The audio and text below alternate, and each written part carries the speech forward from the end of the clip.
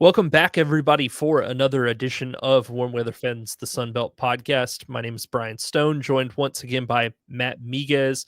We are talking about his second favorite team in the Sunbelt, the ULM Warhawks.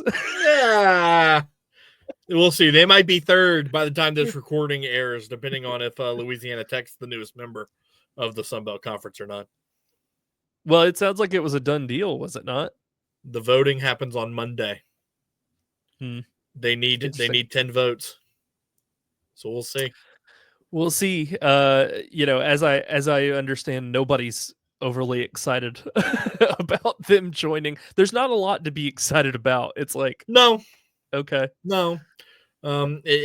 gives UL another rival, which I guess is a positive. But yeah, conference wide, good baseball team, good men's basketball team. Football field, not great. Did you see the drone shots or whatever that people were uploading that look like people were like, this looks like a prison? It's a glorified high school. I mean, I live here in Louisville, and we definitely have high schools with nicer campuses than Louisiana Tech has. Sorry, guys. Matt, we skipped over this. How's it going? Oh man, it's great. Living the dream. Football season, continues to get closer and closer. And now we get to sit here and talk about the ULM Warhawks, who kind of surprised some people last year, going 5-7 under Bryant Vincent. Yeah.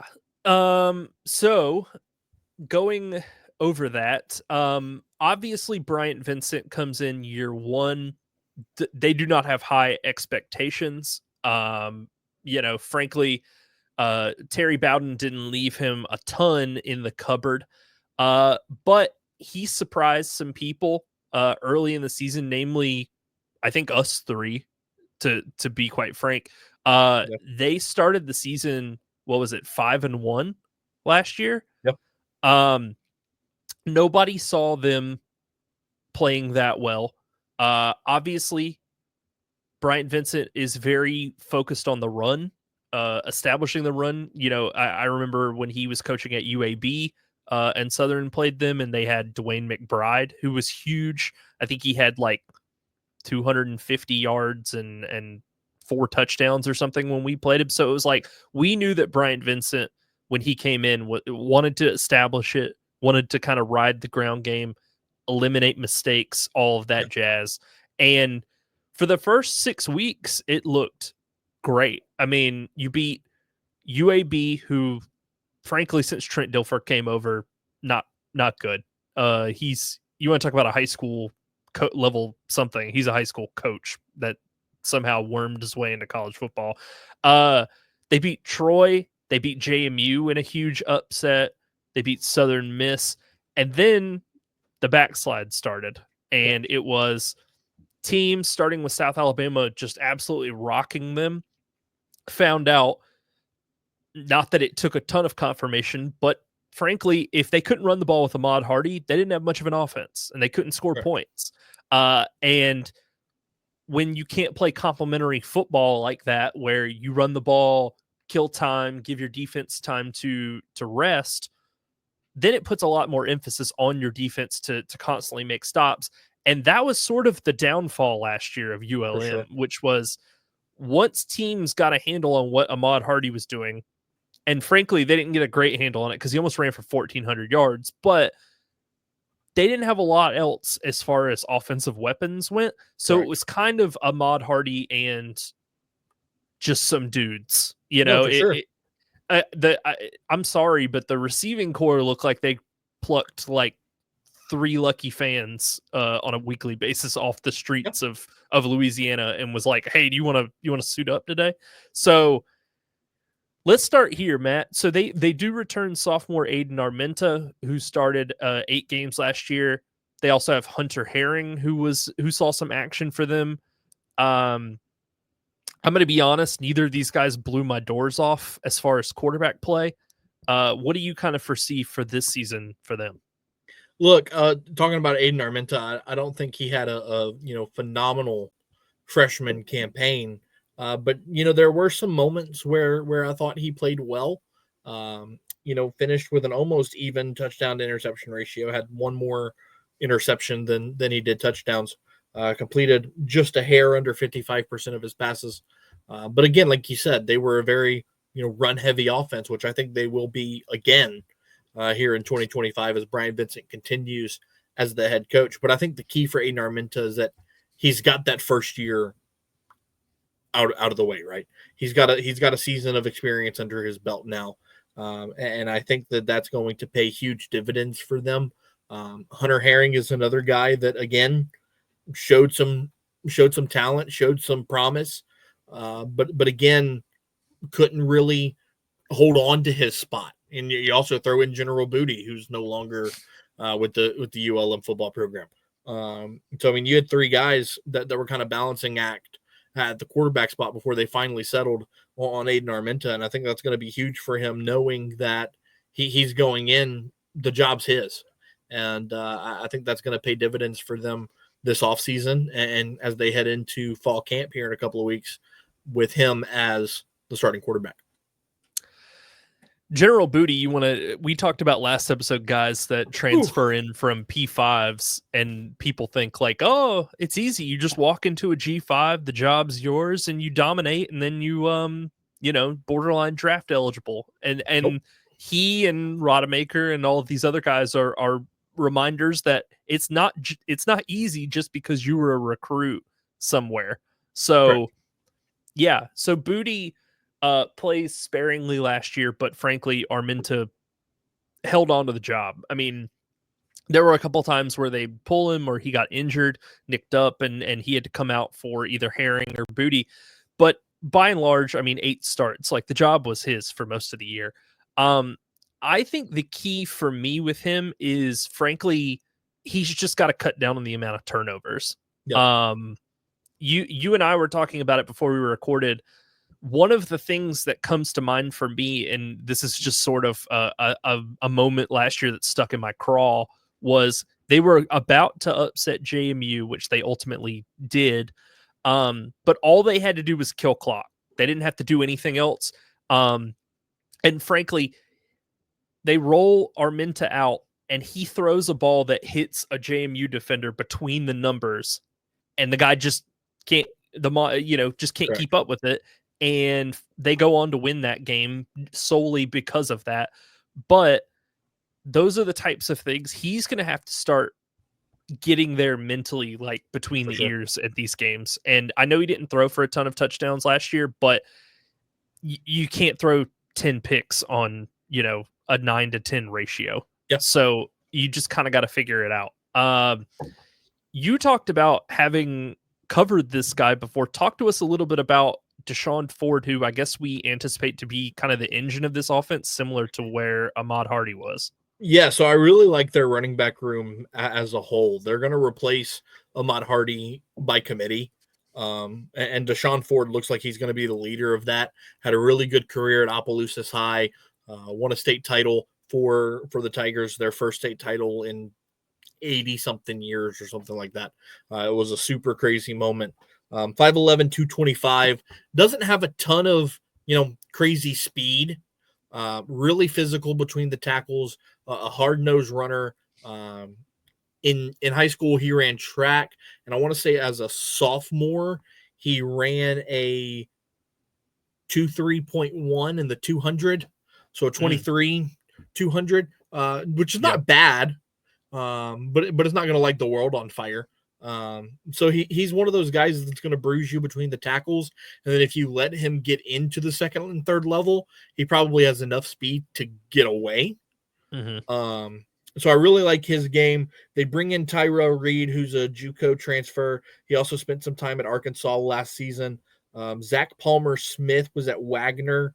He's a guy that's got a lot of talent. And then a name that might sound familiar, he's a transfer from South Alabama, Braylon McReynolds. Spent the last 3 seasons with the Jags. He's going to be at ULM this year.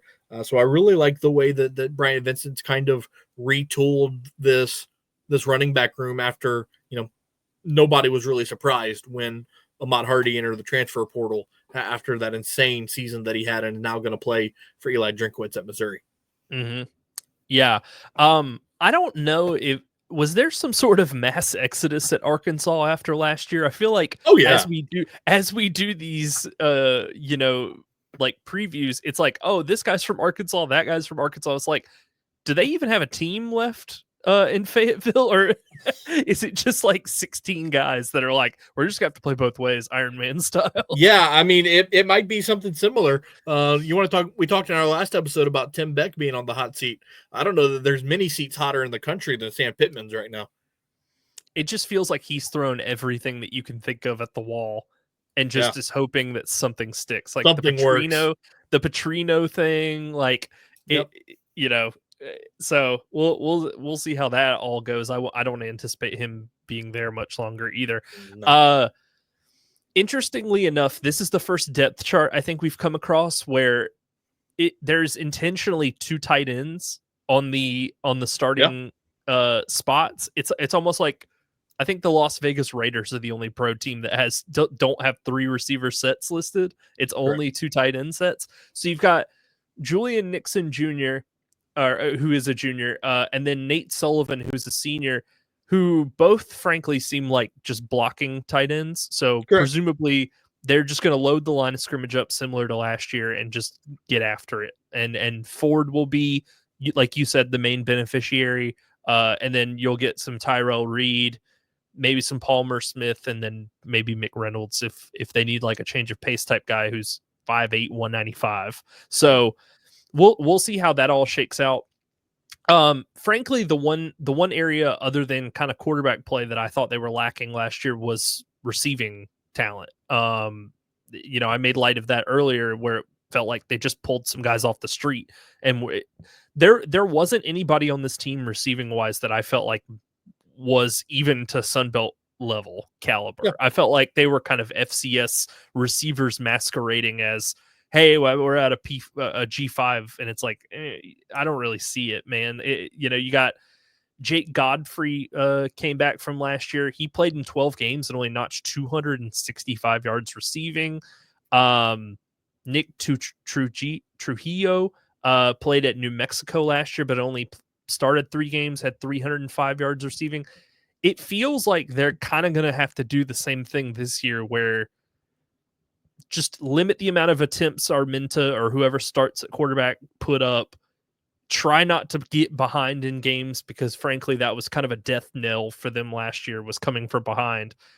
And I don't know, man, maybe get Tyler Griffin at 6'5", 205 some reps and just maybe throw him some jump balls and see what happens. Yeah, I think what's going to be interesting with this receiving core is you look at the experience that they got last year and how young they were last year. I mean, Jake Godfrey, we talk about him only getting 265 yards.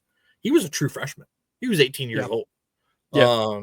So I think that experience, I'm a huge proponent of, when guys have to play as a true freshman like that, year 2 is going to be huge. So I'm really expecting big things out of Godfrey, albeit in a running offense. What's the expectation of a receiver in a predominantly running offense? If he can get 500 yards, you're happy with that. So I look for big numbers out of him. Javon Campbell's a guy that makes a lot of sense too. Similar situation, 6'2", 205, had 176 yards last year. They returned 6 of their top 7 pass catchers from a year ago. So there's an experience factor there that I think that's going to help. But yeah, I mean, Jake Godfrey's, for me, is going to be the receiver that kind of, puts it all together and makes it all go. Godfrey, maybe I don't blame him for this, but he almost feels like a slot receiver that is being forced into like a 11 personnel where and it's like on a normal team, a guy that's 5'9", 172 would not be playing outside the hash. Correct. But the problem with that, though, the way they structure their offense is you need guys that can block in space. And frankly, having a guy that size on the outside gives me a little cause for concern, because what happens when you run toss sweep and you get to the edge and it's like, all right, here's a corner that's 6'1", 200 pounds, 190, and then my 5'9", 172-pound receivers out Yeah. there blocking for me in No, for space. Like, sure. I For don't love sure. that. Um, Offensive line wise, they get 2 starters back in Elijah Fisher and Jay Mickle. What do you kind of foresee? I mean, obviously the bread and butter is you basically need 5 road graders who are just going to open up holes for the running game, because that's kind of what Bryant Vincent wants to do. He also incorporates like zone run elements that we saw like at UAB. So he's very good at scheming up a run game. yep. But what do you kind of foresee out of the offensive line this year? Look, I really like this group. You talked about Elijah Fisher, had 11 starts last year, 12 starts the year before. So as a true junior, he's got 23 career starts. I really like that as the anchor of your offensive line. Jay Mickle, like you said, another talented guy that started all 12 games last year. Reese Steele appeared in 8 games last year, so that experience is huge at the left guard spot. Bryant Vincent said that this might be the best offensive line he's coached since UAB in 2020, and that team made the conference championship game. Yeah. Now, look, I'm not sitting here saying pencil in UL Monroe to play for a Sun Belt title, but from the look of it on paper and from what the coaches are saying, this might be a really improved offensive line who really wasn't that bad last year. Right? I mean, you're talking about Ahmad Hardy rushing for 1,400 yards. Big piece of that was your offensive line opening up holes for you. So I think this group's going to even take a bigger step forward this year, and is going to create a lot of options for that stacked running back room that we talked about earlier. Those guys and Hardy were like the least of their offensive problems. You know, like you said, if you've got a running back, any running back worth his salt that can run for 1,400 yards, clearly the blocking is there. You know, you're not Barry Sandersing it every week where you're like, I don't know, I got to break 3 tackles before I get to the line of scrimmage. Like it just doesn't happen that way. So they were doing a really good job in the run game last year, and you know, we'll see if that kind of continues. All right, so let's transition to the defensive side of the ball. Let's see. So they have 2 really big bodies up front on the defensive line, and this is like NFL level size in Jerome Simmons, who's 6'4", 333 at nose guard, and then Clifton Mosley, who's also 6'4", 330. So running inside is going to be tough against ULM. You're going to want to try to keep it to the edge, I think, or get creative with it, because those 2 guys are a brick wall up there for them. Look, I like this defense too, man. 5 starters back from last year, a defense that gave up only 28 points a game. That was their lowest points allowed since 2018. So a huge step in the right direction from this defense last year. And again, you talk about Keontae Wells, who was second team Sun Belt last year at the defensive end spot. You talked about Simmons and Mosley, the 2 330 plus guys. Billy Pullen at the other defensive end. He was third team all conference last year with 6 sacks. That front 4 is going to be a problem in the Sun Belt this year. The question for me is going to be, what does the back 7 look like? Can their secondary, really step up and make a difference? But if you're going to be playing a predominantly running team, I like ULM's chances with that front 4. But when you get into that back 7 with the defensive backs and the linebackers, I mean, Sadrian Langston at the middle linebacker spot had a decent year last year. Nothing to really write home about. So, I mean, they've got some talent. There's no question about it. But how can that back 7 put it all together is going to be a big question for me. I mean, I think Pullen did a good job getting to the passer last year. His sack numbers, he had 6 sacks. I think he's going to need to ramp his numbers up, and I think Wells on the other side is also going to need to, get to the passer on a more consistent basis. Not even necessarily like sack numbers, but just getting pressures. Because, like you said, I think this DB room needs as much help as it can possibly get.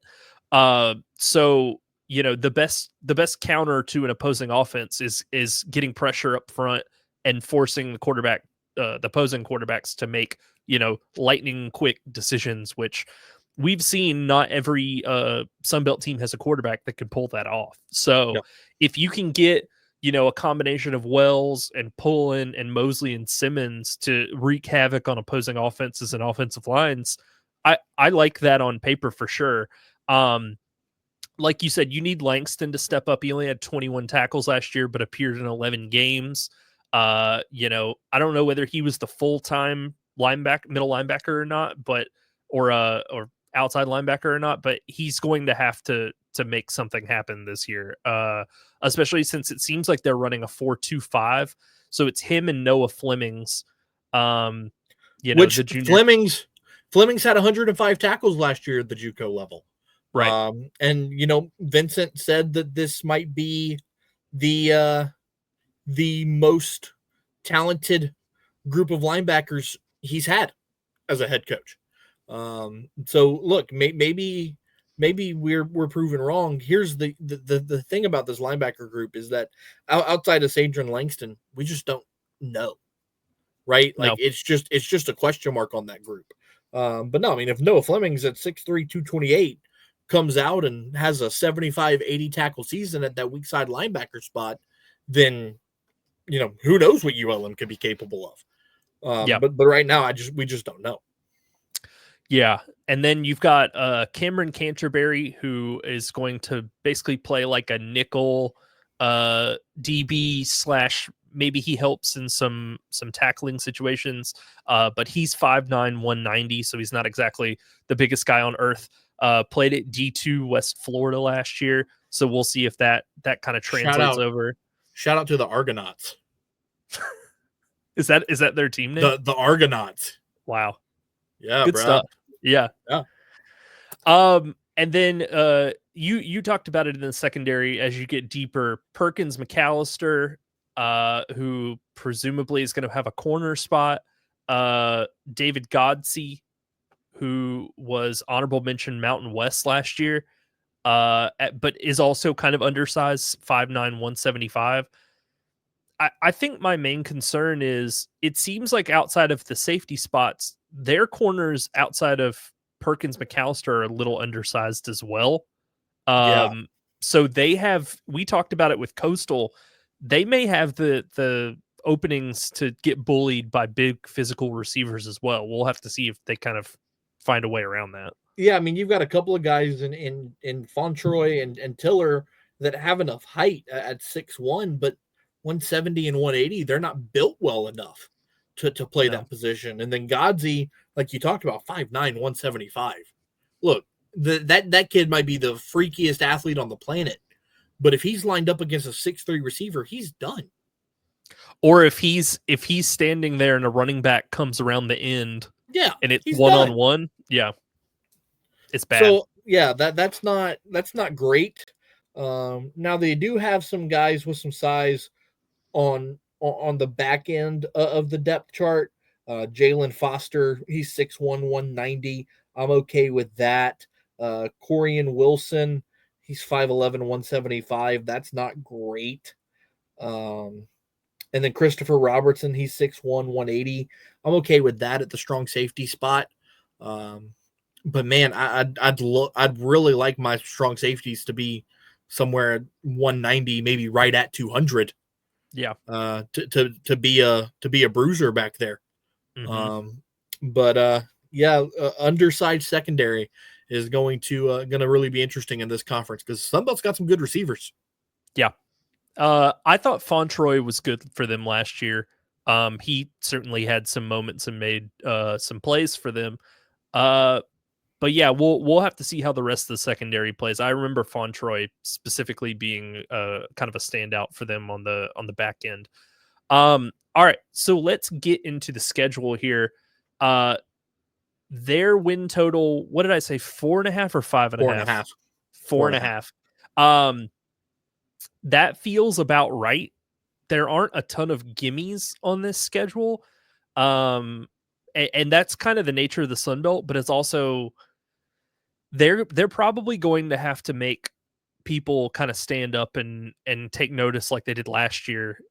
Because well, part of the reason I say that is Phil Steele says it twice in his 2025 preview. Is he says he has them upsetting some teams. Now, I can guess on the surface what those teams are just based on kind of win totals and things, but St. Francis in the opener, obviously they play them on a Thursday, August 28th. That's got to be a win. You're not beating Alabama. Sorry, guys. It's not happening. No. Then luckily you get a bye week. You kind of get to lick your wounds. I don't know what UTEP looks like. I think they beat UTEP. You think so? I think they beat UTEP. UTEP is typically not good, right? Typically, no. Okay. Typically, no. I feel bad, but I get them in UTSA mixed up sometimes, and I'm like, which one's the bad orange? Similar color scheme, 4 letters, both in Texas. Like I get it. Which one's the bad orange and blue team? Crap, I can't remember. Okay, now we start getting into. Is Arkansas State winnable? Maybe. Don't really know. You're probably not beating Northwestern on the road. See, although I disagree. I think they're going to go up to Northwestern and get a win. Is Northwestern supposed to be really bad this year? I just always assume they are. But and that's fair because more likely than not, you're going to be right on that. They're supposed to be pretty bad this year. Okay. All right. Well, then they face Coastal, who I think that's a winnable game for them. Coastal and ULM are kind of on the same level right there. I think Troy is a winnable game. I don't necessarily feel good about picking either side as it stands today. Then you play Southern Miss, Old Dominion. You're probably going 0-2 in those. Then you get another bye week, and then you end with South Alabama, Texas State, and Louisiana. South Alabama might be winnable. I don't think Texas State is, and I don't think they beat Louisiana. So how many wins are we talking about? St. Francis, UTEP. I'm gonna give them Northwestern. I'm not giving them Northwestern. I'm gonna give them Coastal. I think they beat one of Coastal or Troy, maybe both. I don't know. And then I think they beat South Al. I'm giving them 5 wins. I'm probably gonna tentatively say 5 as well. I'm gonna give them 5. I think they're right on. I think they're right on the 4-5 threshold. Now, are they going to start 5-1 like they did last year? No, because frankly, like the level of competition and the fact that if Ahmad Hardy was still there, I'd be like anything's possible. But correct. I know they might go 9-3 with Ahmad Hardy. Right. And I know you covered the running back they got, but frankly, until I see it on Saturdays, I have a hard time, penciling him in for anything. So yeah, I think they're going to have record wise a similar year to last year. They were able to, like I said, start out 5-1. They surprised a lot of people. I think their win total was like 2.5, 3.5 last year. So clearly, everybody has them kind of taking a little bit of a step forward. But yeah, I just feel like outside of the running back and offensive line spots, until you get some difference makers, whether it be a pass catcher or a quarterback or whatnot, you have to take the pressure off of the running back spot because everybody and their mom knows, guess what? They're going to line up and run the ball. Correct. But until you get that play action, working, you got to see it. And frankly, I haven't seen it out of them yet. So whenever that kind of comes to fruition, maybe it's this year, maybe it's next year, but last year they definitely overachieved, but it didn't give me a ton of hope for the passing game to keep progressing. But fair. Matt, any last minute thoughts here as we wrap up? And if not, go ahead and plug social stuff. Nah, man, I think we hit it all. Again, as each episode comes and goes, just means that we're one step closer to football, and I'm really looking forward to this season. I think it's going to be a fun season all the way around for the Sun Belt Conference. And as always, you can follow me on social media at Miguel'sMap. As always, you can follow the show on X at Warm Weather Fans. Feel free to send us questions, comments to warmweatherfans@gmail.com. You can follow me on X at Watch the Stone. We are continuing to climb in subscriber count on YouTube.